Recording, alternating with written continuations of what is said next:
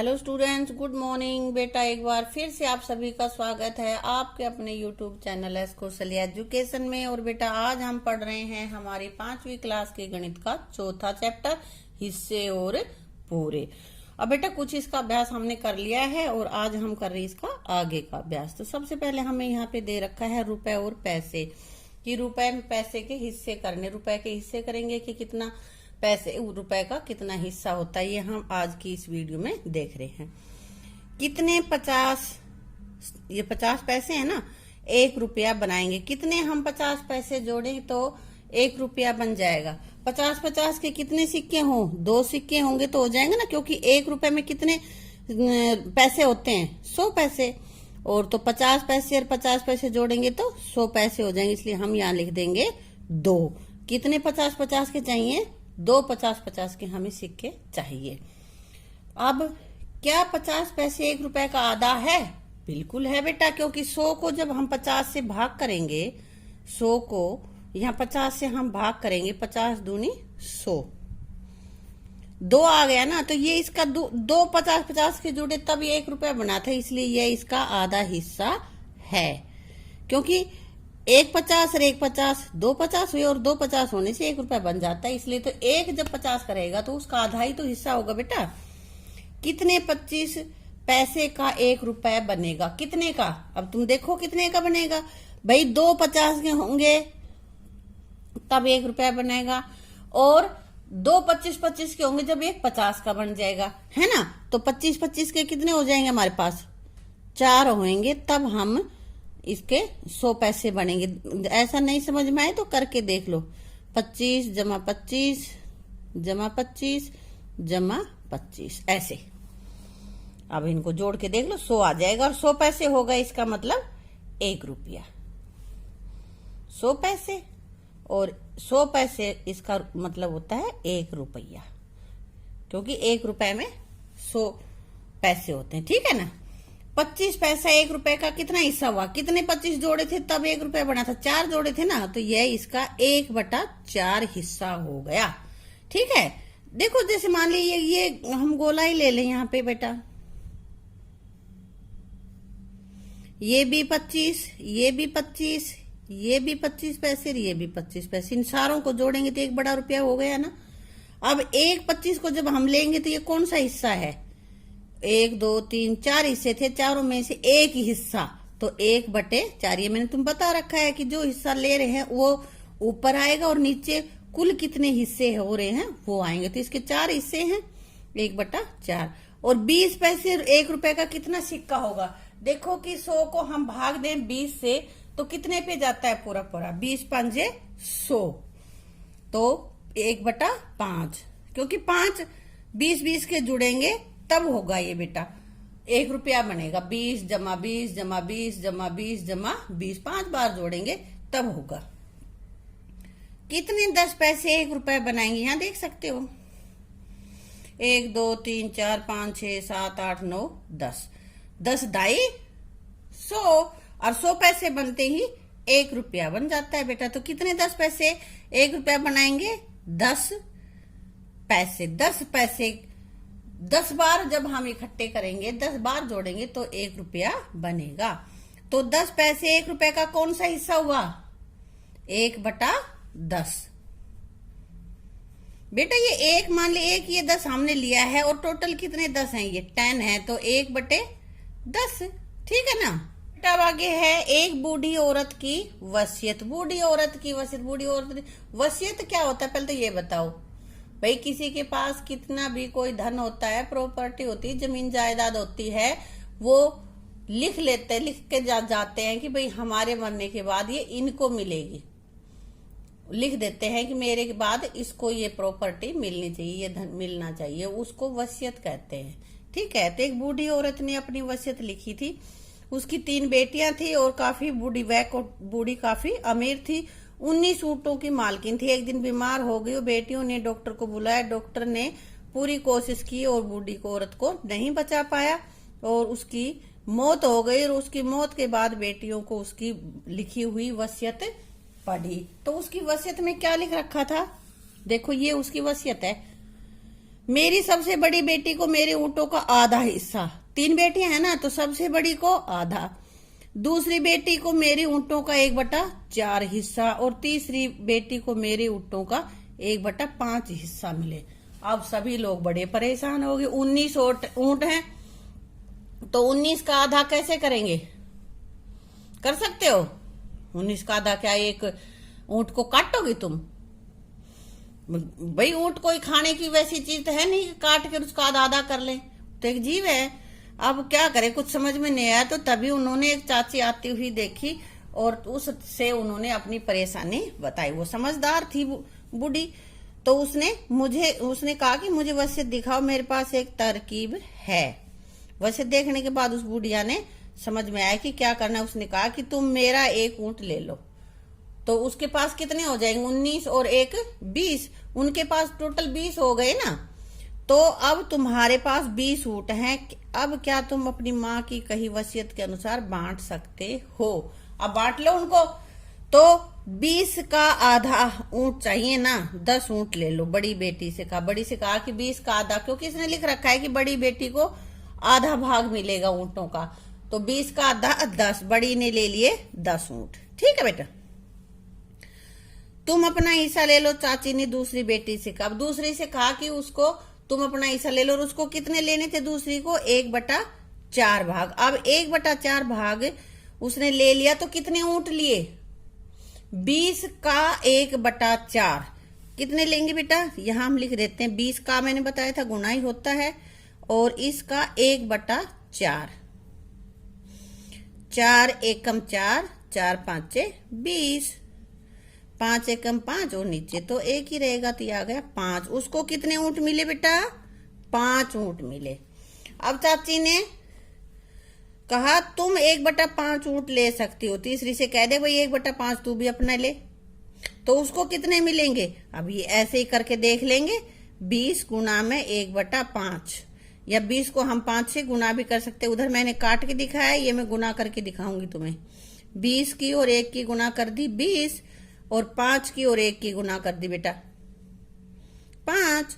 तो बटा का मतलब होता है कि ऊपर वाले को नीचा वाला भाग कर रहा है। 20 को 5 से भाग देंगे। 5 का पाड़ा पढ़ो 20 तक, 5 चौक 20। तो उसको कितने ऊँट मिले? तीसरी को 19। बेटियां बहुत खुश हुई और अपने ऊँटों की गिनती करी। देखे कि भाई हिस्से करे थे हमने, तो हमारे पास 19 थे, एक चाची वाला भी मिलाया है, तो अब कैसे करेंगे इनको? बड़ी को 10 मिल गया था, दूसरी को कितने मिले थे? अभी हमने निकाले थे बेटा 5, और तीसरी बेटी को जो छोटी थी उसको ये 4 ऊँट मिले थे। टोटल कितना हो गया? हो गए ना 19। अब चाची का ऊँट था वो वापिस दे दे। बेटा ये कहावत तो तुम वैसे भी काफी हमारे बड़े बुजुर्गों से सुन लेते हो, और वो तुमसे सवाल पूछते भी हैं, है ना। आगे है अरुण का टाइम टेबल।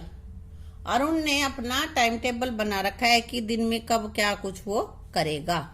सोना दिन का 1/3। पहले तो मुझे ये बताओ कि एक दिन में कितने घंटे होते हैं? दिन का मतलब दिन और रात दोनों मिला के किए जाते बेटा। कितने घंटे होते हैं? 24 घंटे।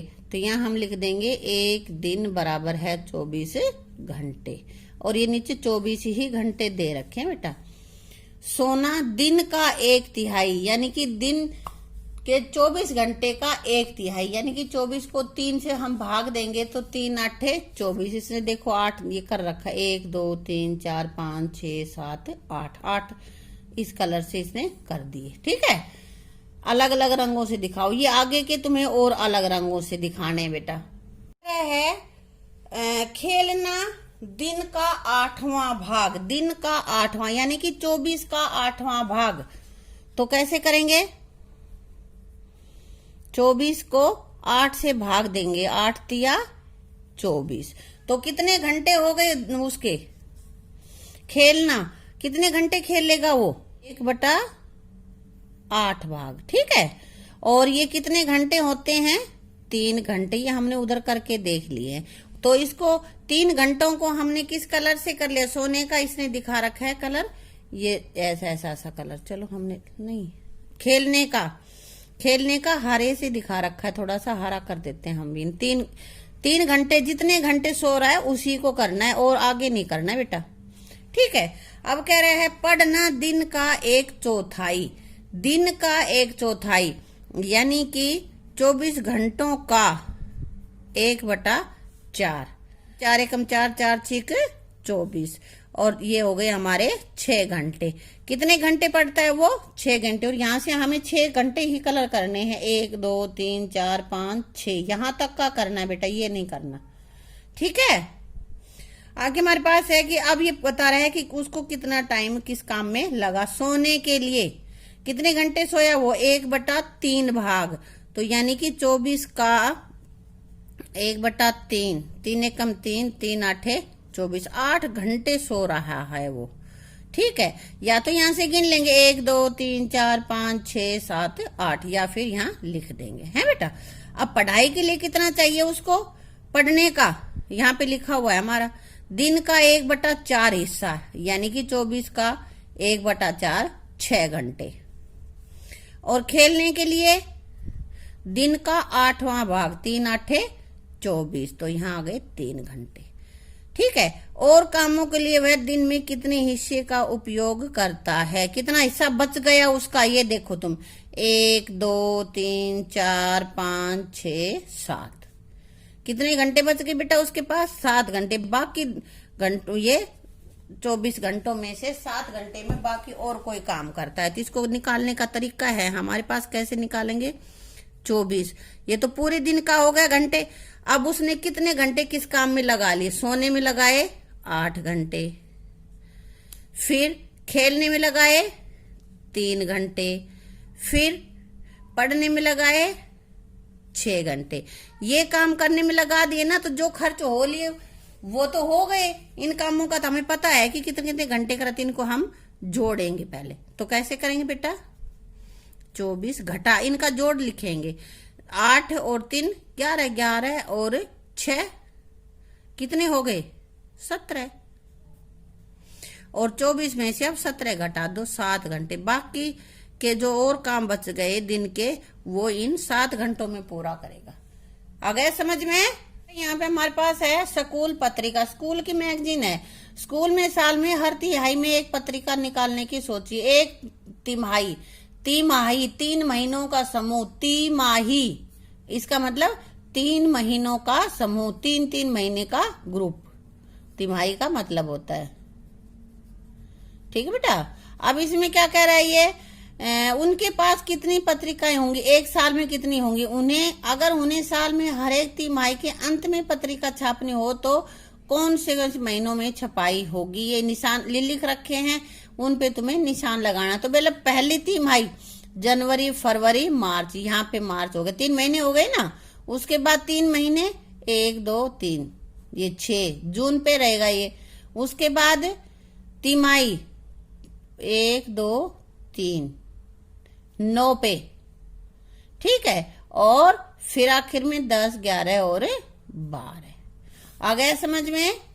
अब आगे क्या कह रहे हैं? क्या तुमने कुंभकर्ण का नाम सुना है? रावण का भाई सुना होगा ना, पीछे काफी सारी यहाँ पे रामायण आया करती, तो उसमें इसका जिक्र भी आया था। अभी ज्यादा पुरानी बात नहीं हुई, टीवी पर आ रही थी लॉकडाउन में। वह आधे साल तक सोने के लिए परसे था, 6 महीने सोता, दिनों में 1 दिन उठता था वो, बाकी सोता ही रहता था। ज्यादातर लोग एक दिन में 8 घंटे सोते हैं, अधिकतर सभी लगभग 8 घंटे सोते हैं, लेकिन कई ऐसे भी हैं जो 4 घंटे में भी काम चला लेते हैं, 4 घंटे सोकर भी। ज्यादातर लोग एक दिन में 8 घंटा सोते हैं, तो यह दिन का कौन सा हिस्सा है? 24 में से हम 8 देखें कि उसका कौन सा हिस्सा है। 8 का पहाड़ा हम 24 तक पढ़ेंगे कि कहाँ तक आ जाए। 8 तिया 24 यानी कि 1/3, ठीक है। कौन सा हिस्सा होगा? 1/3, 1/तिहाई, तिहाई हिस्सा हो गया है बेटा। तो वे साल पर कितना हिस्सा सोते हैं? एक 60 साल का व्यक्ति जरूर खालिस्तान साल सोया होगा। हाँ, तो कह रहे हैं कि जब वो एक दिन में 1/3 सोते हैं तो साल में कितना सोएंगे? साल का 1/3, है ना बेटा। जब वो दिन में एक दिन का 1/3 हिस्सा सोता है, तो इसी तरह साल का भी फिर 1/3 हो जाएगा, महीने का भी 1/3 हो जाएगा। और अब ये साल का कितना हिस्सा सो लेता है? 1/3 साल। अगर हम साल का निकालेंगे तो। लेकिन ये कह रहा है कि 60 साल का व्यक्ति कितना सोया होगा, तो यहाँ हम कैसे करेंगे, 60 का 1/3, और का मैंने बता रखा है गुना है, तो गुना में से इनको ऐसे गुना कर लो पहले। अब 60 को हम 3 से भाग करेंगे, यानी कि 3 दूनी 6, और 0 नहीं जाने की, 0 की 0। इसलिए साल में वो व्यक्ति 60 साल की उम्र में 20 साल तो उसने सो के ही गंवा दी।